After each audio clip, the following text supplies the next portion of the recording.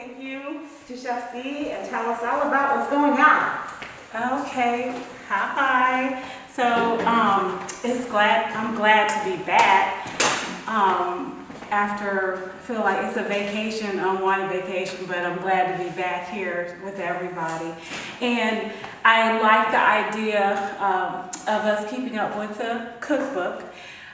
First of all, I'm Chef Z Carter, and I'm a food columnist, chef, mom, grandmom, grandmimi, and I have a cooking school. Last year we had a cooking school and cafe.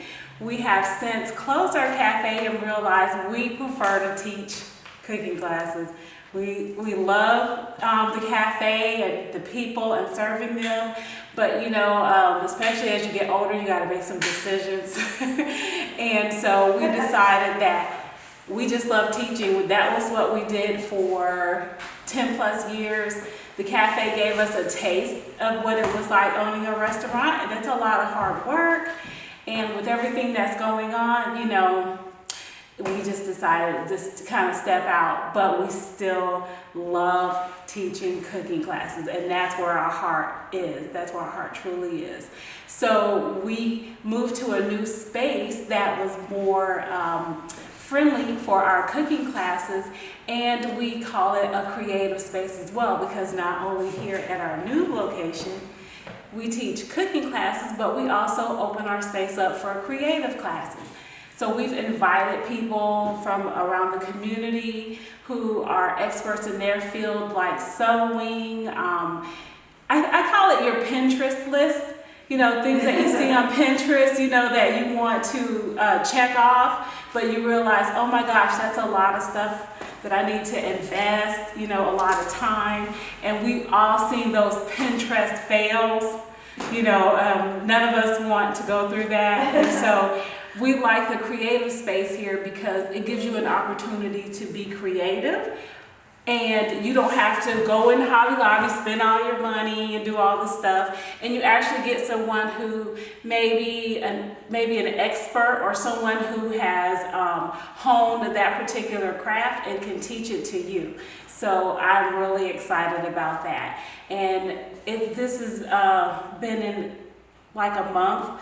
So we wanted to still have our state licensure for being a restaurant, because I still like to cater. So there were some things that we have to do to kind of tweak the building to make it friendly. So that's what we're waiting on. But once that happens, the space it's a go. So I like it. Our new location is actually, I think it's 4 blocks west of our old location, same street. So I think it's easier to get to. We have our own parking lot here, so there's a lot of friendlier things about the building that we like too. And so, you know, besides cooking, dancing, crafts, all that stuff, we're excited.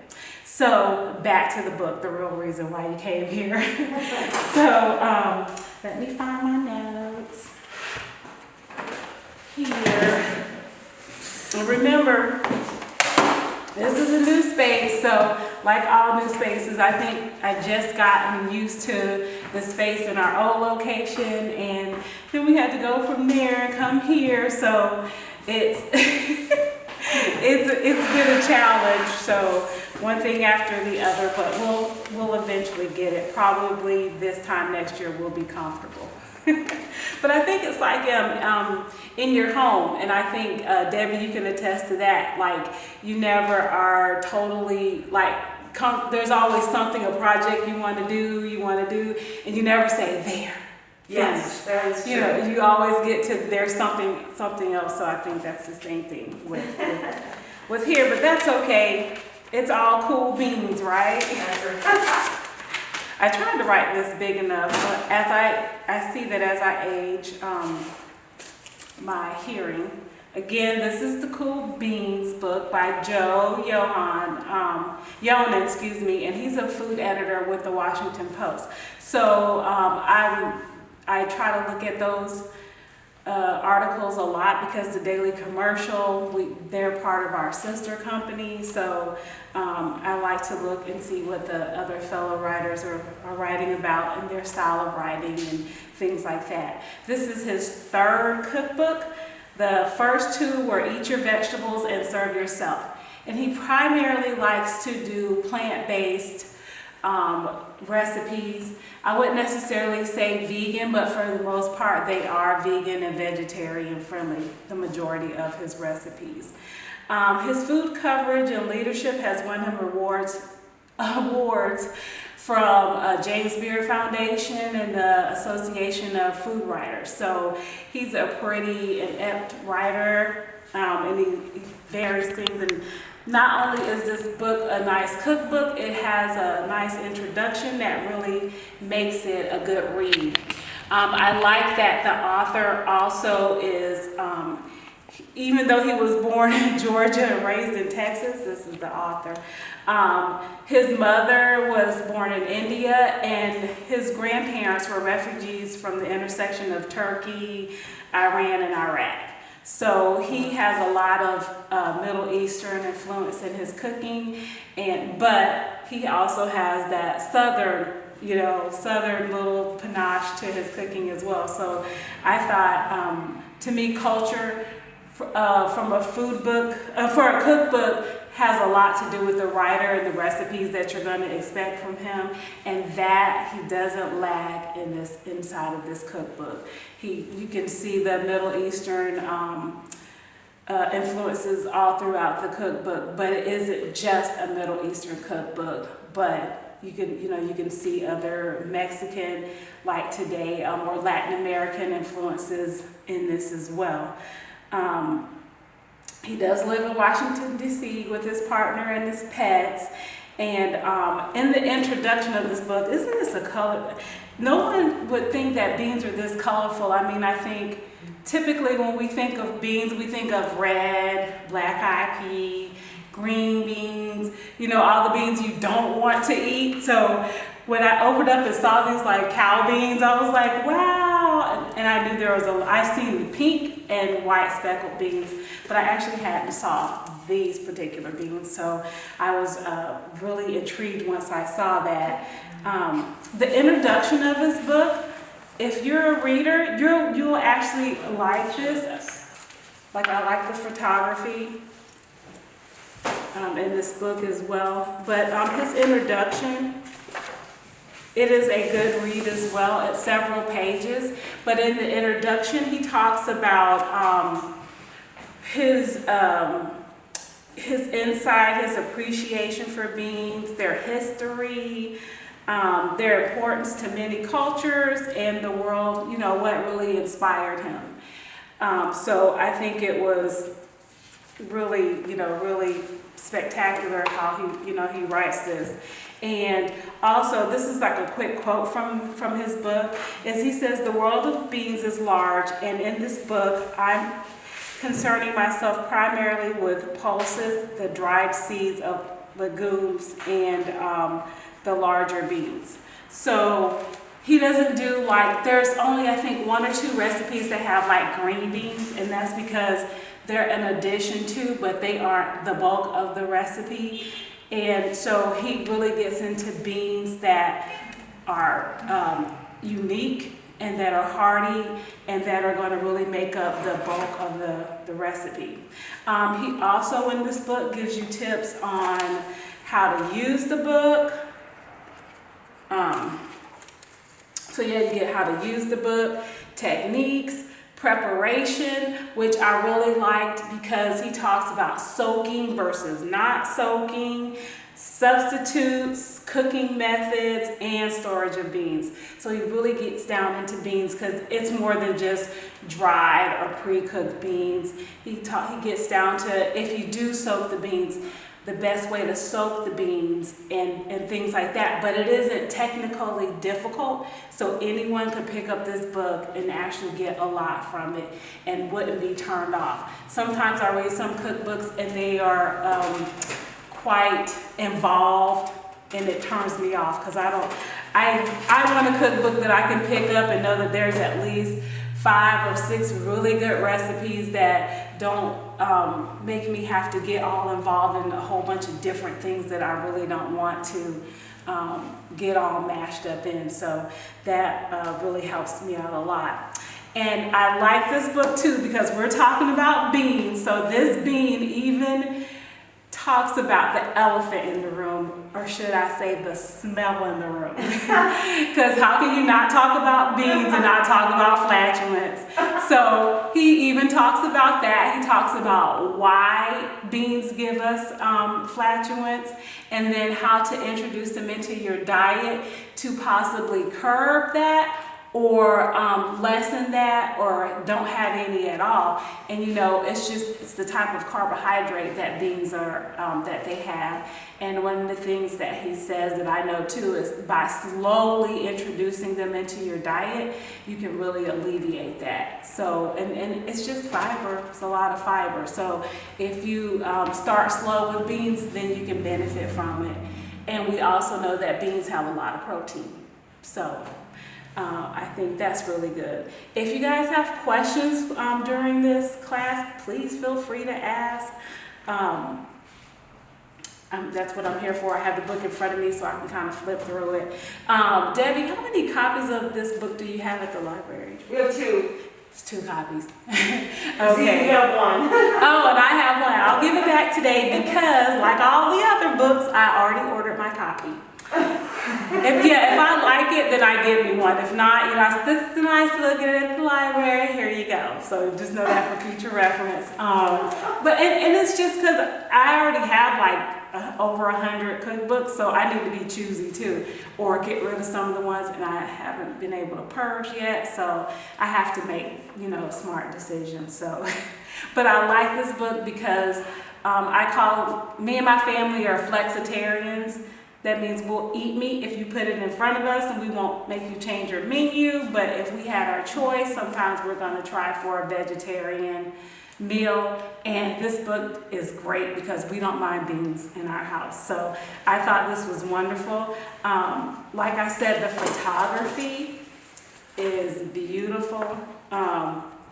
There's a couple things in here that I see the picture and I'm like, oh, I don't want to eat that. But then I realize what it is, like black. When you see black beans and certain things, they are kind of offish, but but that's how it goes. And then I really just like this book. I wanted to show you guys this.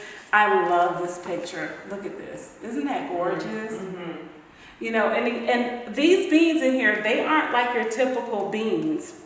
You know, have you ever seen black chickpeas before? Did you even know they existed? No. I know, see, so there's like, you know, black chickpeas, they have yellow lentils, lupini, royal cardona, of course, black-eyed peas, Christmas limas. Have you ever heard of that before? No. Jacob's cattle beans, lentils du pie. And not only does he use these different beans, but also in the back in his sources section, he actually tells you where you can get a lot of these beans. So I thought that was great, that there's actually a section that tells you where to get these beans. And I suggest that you, somebody's calling me. Is that you? Is that yours? Hey Z, what you doing? I'm teaching a live Facebook class. But let me tell you one thing that I was going through, and this is even before Christmas, because I had this book for a while, and I was like, okay, I'm going to use the lupini beans in this one particular recipe. And I kept saying, oh, I'm going to not use it. If I don't get the beans, I won't use it. I'll go back and do something else. But I really, really liked the recipe and I really wanted to give it a try. So I ordered the beans via Amazon because it was the first place I could find them that would get them to me fast, so they say. That didn't happen. I think my first bottle got broken because it said it was damaged in transit, so I didn't get my first one. Then the second one was supposed to come last week, then they pushed it back to Saturday, then it said it's gonna come Sunday and Monday. Well, it said you get it between the 11th and the 12th. Well, today's the 12th. So probably when I get home, my beans will be there waiting for me. And I really want to share these beans with you guys. And then I look on here in the book and I go, oh, I could have got the beans from someplace else. So that's my fault. But make sure that, if you're going to do one of these recipes and you're going to use some of the unique beans in here, plan far further ahead than I did to make sure you get your beans, or you can locate them first. The lupini beans, they aren't really hard to find, but they're like the new soybean. So they're really starting to catch on, and I can guarantee you probably by the end of the year, you'll start to see more of them. They are a staple in like Italian diets and things like that, and some kind of hone them as the new soybean. So they're going to start showing up more and more. You can buy them dried, but they're best if you have them pre-cooked, because they need to be cooked several times in order to make them edible. And so a lot of times when they're processed, they're pre-cooked and then they're soaked in a brine. So that's why I really wanted to get them, because they were going to be briny. And so that was a whole new flavor for beans, because I'm Southern. So, I'm used to my beans being savory and sometimes with a tinge of sweet with our beans, because when we make our lima beans, sometimes they tend to be more on the sweet side. That's just in my family. I don't know if it's anybody else's, but in my family, our lima beans are black eyed peas are more savory. So to taste some beans that kind of were in a brine that has more of a salty, tangy taste to them, I really was looking forward to that. Well, I still will, because I can guarantee you by the time I get home, the beans will probably be there. So, but that's not going to stop me from making this recipe, because they actually give you a substitute for them. So the substitute that I have for those beans are actually lima beans. So that is the substitute, because he does go through that too. If you don't have this bean can be substituted, and while you won't get the exact flavor, you might get some of the characteristics of what he was trying to go through with with it being, with a particular recipe. So then let me just tell you real quick the different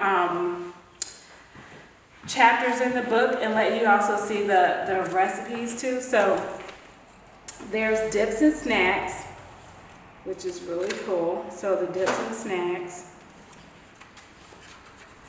And of course there's hummus, duh. But he also has like a bean spread with carrots and onions and lemon, and they're roasted. And I thought, oh, this looks so delicious. Let me move this over here. It looks so delicious.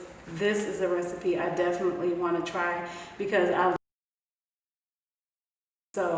and like I said, the photography in here is beautiful. Then there is also this Edwardian lupini bean and ceviche. This is what we're going to do, minus the avocado, because I don't know where my avocado is.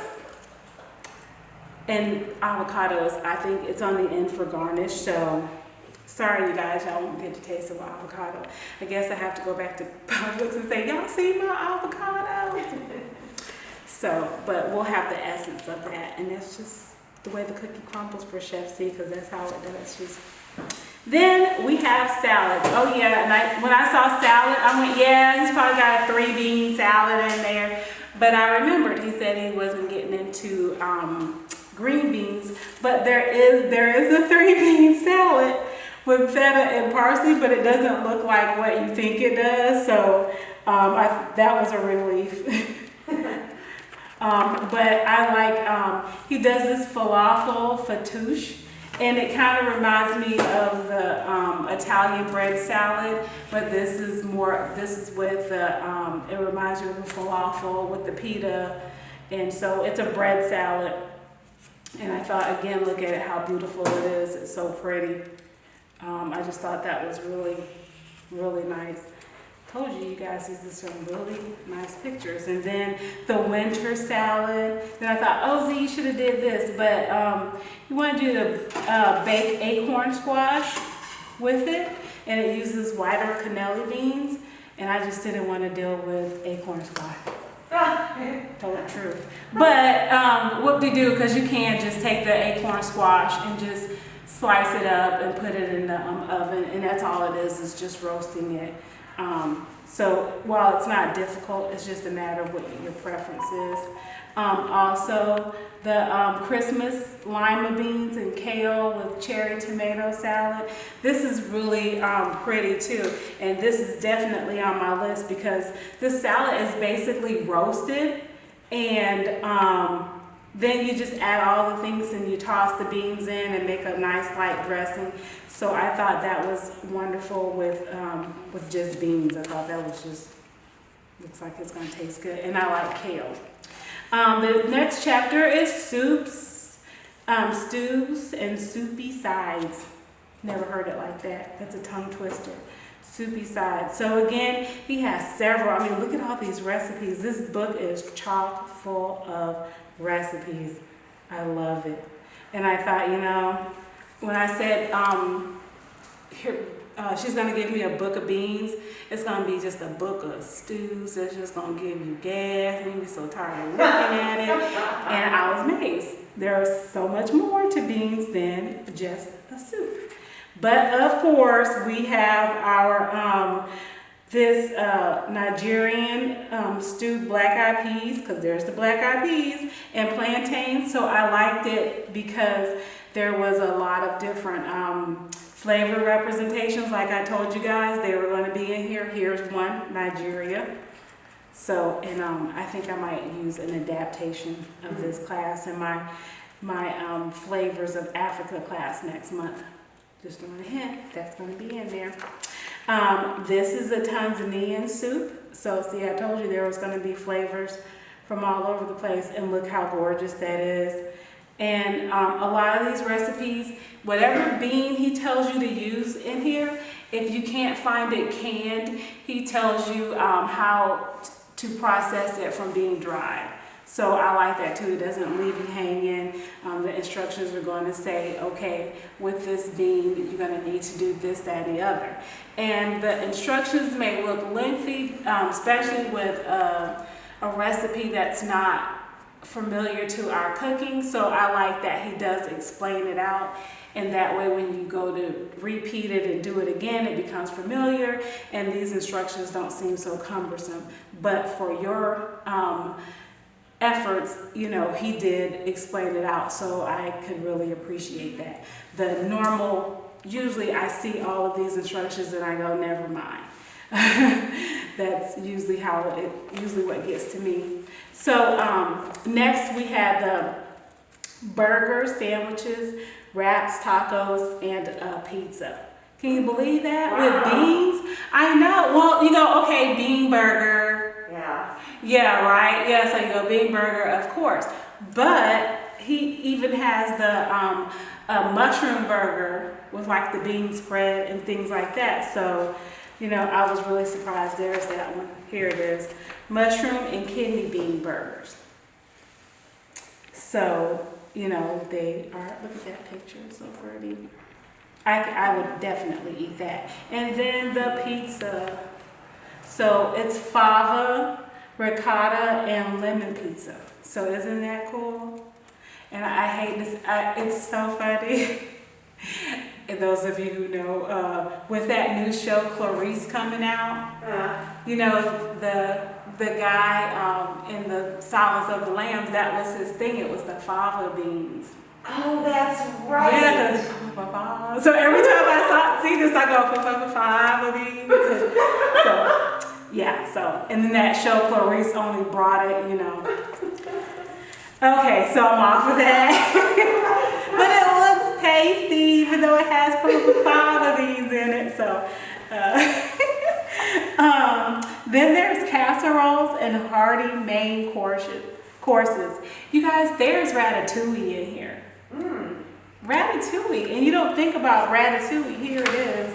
Ratatouille cassoulet. Can you believe that with the beans in it? I never thought about that, you know, because with ratatouille, you're only just thinking about your summer squash and your tomatoes, you know, and the herbs, because that's basically what ratatouille is. But he takes it a little bit further and puts those beans in there, and, you know, so I thought, this looks delicious.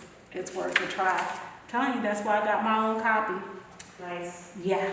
I think you've purchased almost every book you've done so far. I think I have. Yeah. So we're doing good. Yeah, you are doing good. Good for you, Debbie. Now this I am going to try really, really soon.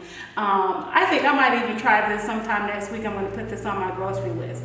This is a paella. Yeah, so it's paella and it's got the rice, but instead of the meat, you have the peppers are in here. I thought I had wrote it down, but the shishito peppers with chickpeas, and then it has the green beans, but those aren't the star, it's the chickpeas. So there's your protein. But I like the shishitos because, not are they fun to say, but I like because it's a toss-up, because you might get one that's hot, but for the most part, they aren't. Oh, wow. Yeah, so I like eating those too, and they give a nice flavor. They wake those up, so I can't wait to taste that one. That's really going to be really good. And then, okay, I was like, you know what? It's okay. You have avocado, you know, you have avocado ice cream, avocado this, avocado that. And then when I saw the last chapter, I went, really? Desserts and drinks with beans? And then I thought about, okay, when you go to the, the tropical cafe, and you ask for your smoothie, and they ask you, what kind of protein do you want? One of the proteins is bean. Duh. So I thought, oh, cool, this is a good way to have a nice shake or a smoothie without having to use the bean powder. You can actually use bean. So there's actually a smoothie in here, a white bean smoothie. There's no picture, but a white bean smoothie with mango, coconut, mint, and ginger. Oh, he's like, I'm like, what I did wrong? And he's like, no, I'm not drinking it. I should have made that to make sure I gave Tim. You don't think so, Tim? I think so. I think this would be great because there's your protein, because what you would do is you would put protein powder in there. So you're not putting the protein powder in it, you're using the white beans. And white beans are like zucchini, you guys. They're virtually tasteless. You can eat that. I think I'll make some and bring it down to the library for somebody. You guys, there's a recipe in here for chickpea pralines. Yeah, Tim's like, I might be open to the pralines. Yeah. Oh, and it says there is a picture. So let me get the picture because. Here's the picture. Right next to the brownies. These are like rose, red beans and rose brownies, but those are the chickpea pralines.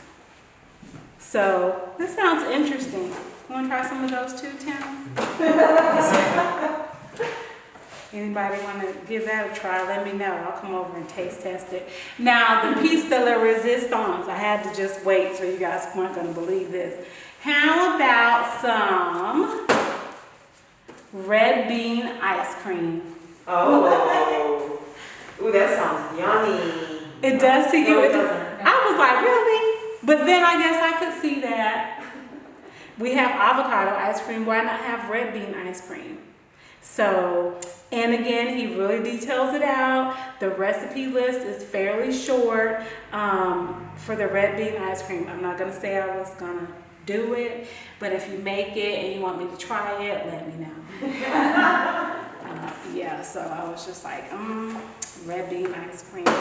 That is another one for another day. But I mean, it really, the desserts here, I was surprised. There is a 5-spice pumpkin oat muffin, plantain, black sesame, and white bean quick bread, cardamom, lime, and white bean bundt cake, mint chocolate chip and white bean oat cookies, So I guess you really can put beans in just about anything. Just about anything. So, but today I am going to go with Edwardian lupini bean ceviche minus the avocado, because my avocado is somewhere playing around. I just can't believe I did that, but yes, I can. I can believe me. I do stuff. So the one thing with this recipe is that it's really easy. It puts beans in it, but it's ceviche. When you think of ceviche, you think about fish. And so he said, hey, you know, all ceviche doesn't have to have fish or seafood in it. So I'm like, okay, if you say so, I guess I'll try it. So I went ahead and said, yeah, okay, I'll try it. But I want to, before we get started, because it is a fairly easy and quick recipe, kind of go through some of the ingredients. I have to put some red onion in here. So what I want to do is red onion in any dish, when you eat it raw, you know that it can be very strong and overpowering. So one of the things I'm going to do with this red onion is, I'm just going to use part of it, is I'm going to just give it a little soak in some lime juice, and that's going to kind of cut that sting of the onion. Yeah. So that's a great tip. So you just soak it with lime juice, no sugar, water, or anything like that? Oh, you can put a little bit of water. Okay. Yeah, but we're gonna just do some lime juice, and I'm gonna get this really thin, because I don't. Again, even though we're gonna soak it in lime juice, you don't want to bite. You know, you don't want that big bite from it. So we'll just get some nice thin slices of the red onion. And we don't have to use too much.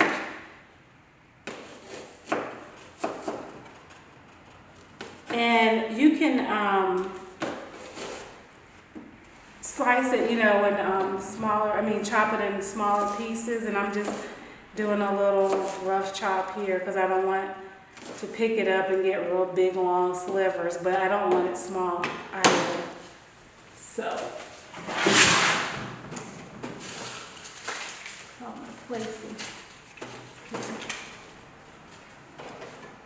so I got a few small pieces of my onion here. So I'm gonna put the little bowl.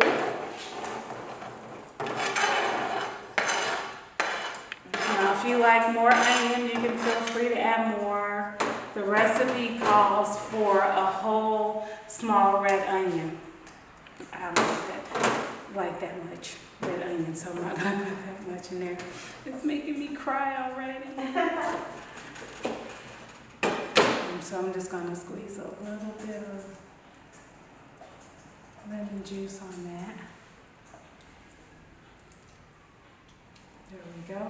Now, when you're making a ceviche, everybody knows this, that you want to make it with fresh citrus, because that acid, ooh, that onion was strong.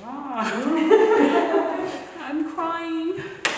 You want to make it with fresh citrus because that is what, that acid is what cooks the fish or the shellfish that you're using. This book brought me to tears. It's so good to cry. Whoa.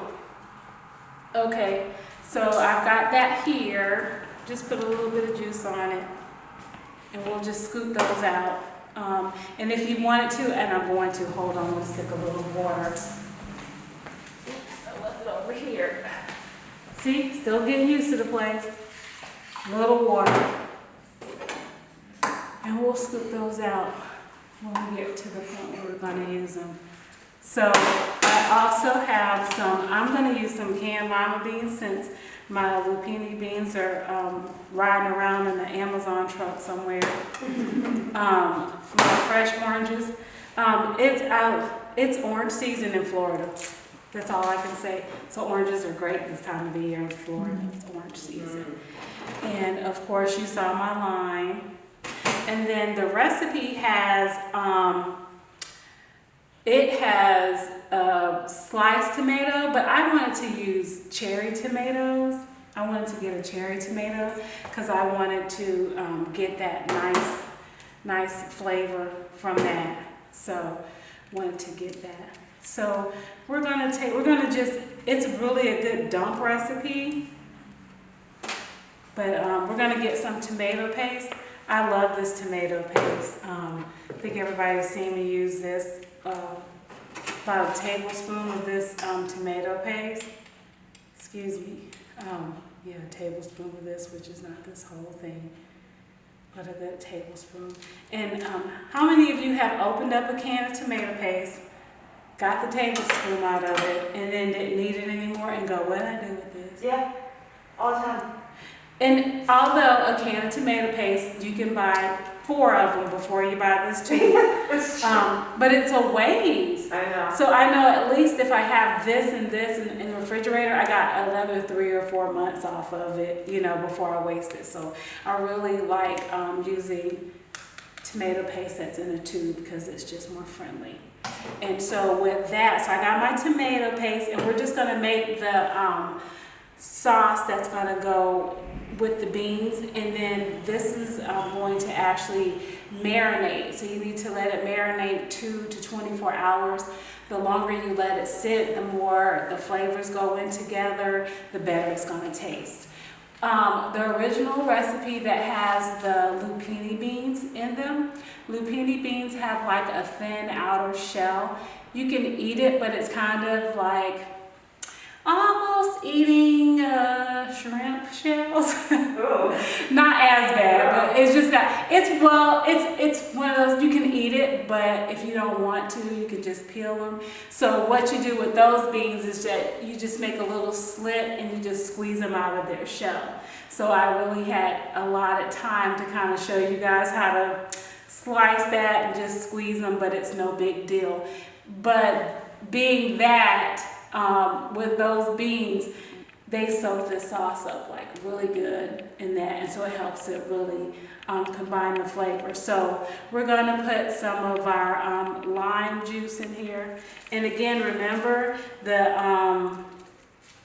having everything fresh, the limes, the orange, that's really going to make everything really pop. And this says 2/3 cup if I was going to use that much, but I've kind of cut down on my ingredients here, so I kind of half this recipe. So who wants to waste food, even though I wouldn't, but you know.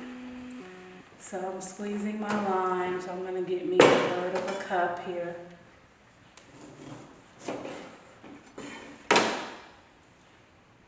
And you know, with limes, if you roll them, and so I've seen some people suggest putting them in the microwave, get them hot so they can release their juice.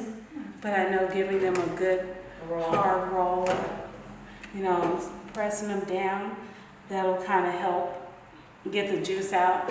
Or you can just use a citrus squeezer. You have one? I don't. I do. I'm sure I do somewhere, but I like to use a reamer sometimes too. You know, just kind of ream it in, but you know. So we got the lime juice. So then we're gonna take a fresh orange. We're gonna get our orange juice. Sure, you could buy orange juice and put it in here, but like I said, the fresh acid from the juice the acid from the juice of a fresh squeezed orange is what I was trying to say. It's going to be better, and that is what is going to cook your ingredients. That's why you know, people go, oh, that's raw, but the acid, there's a chemical component that happens to that. So we needed about 1/3 cup of orange juice. So I didn't use quite as much because I used half of the lime. Then we're going to use some neutral oil. I chose to use a lighter olive oil. We're going to get that in there. And I think once you get through the ingredients for the sauce, or the marinating sauce, you're on the home stretch. We're going to use some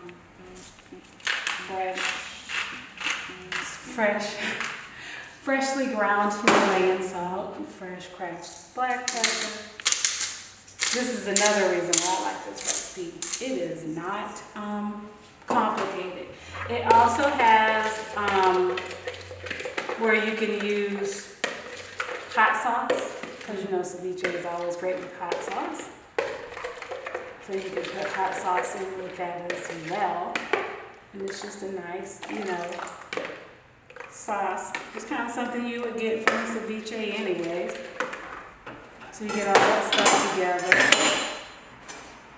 Then you're going to add some cilantro. So I've got that. We're going to mince this up. I rinsed this out during class, right before class. But I always tell people, make sure you get a good rinse of your cilantro, because they pull it straight from the ground, bunch it, and it goes straight in the grocery store. So it can tend to be on a little bit on the dirty side if you don't give it a good rinse.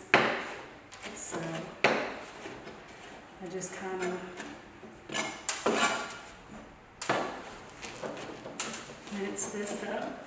This is how you're going to also get your authentic, Latin flavor, this cilantro.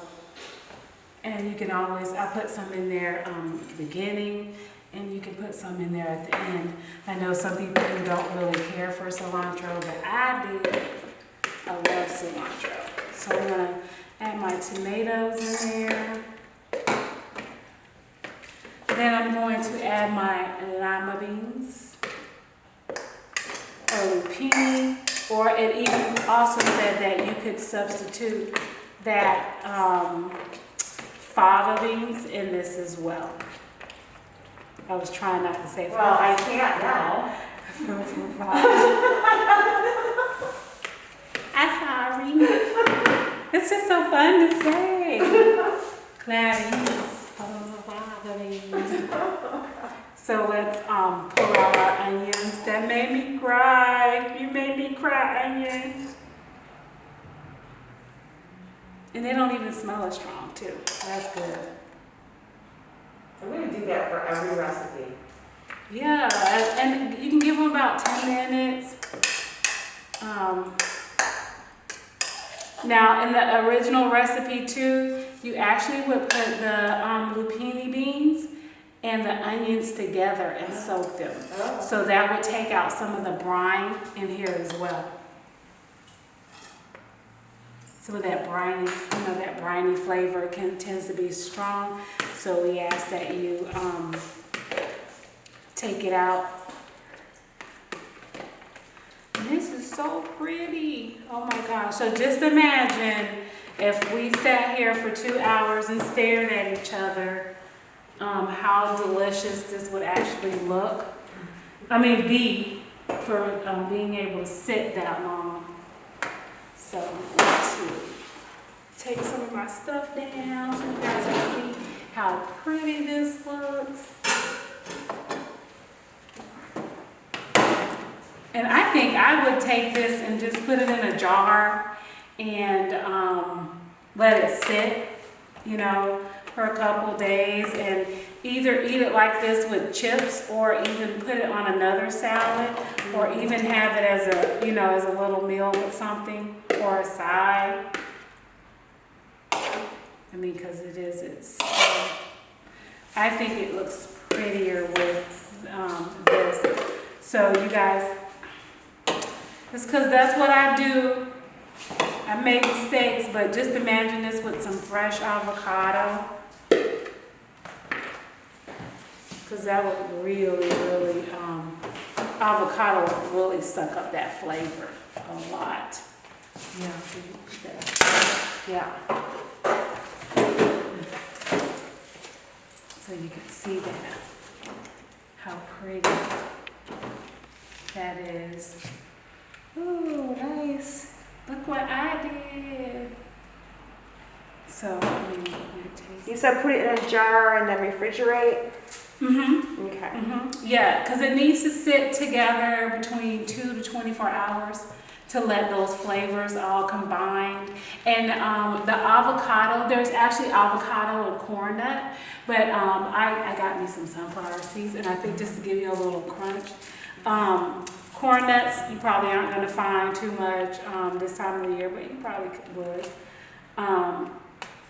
And the avocado, you don't want to put it in till the end when you're ready to serve it, because then it'll get kind of mushy and turn colors on you as well. So that is really, some sunflower seeds would make this really pretty. Give it that little crunch that you were missing from corn nuts. What are corn nuts? Corn nuts. Nuts are corn. Roasted corn. Mm-hmm. Oh, roasted corn. Okay. That are really hard and crunchy.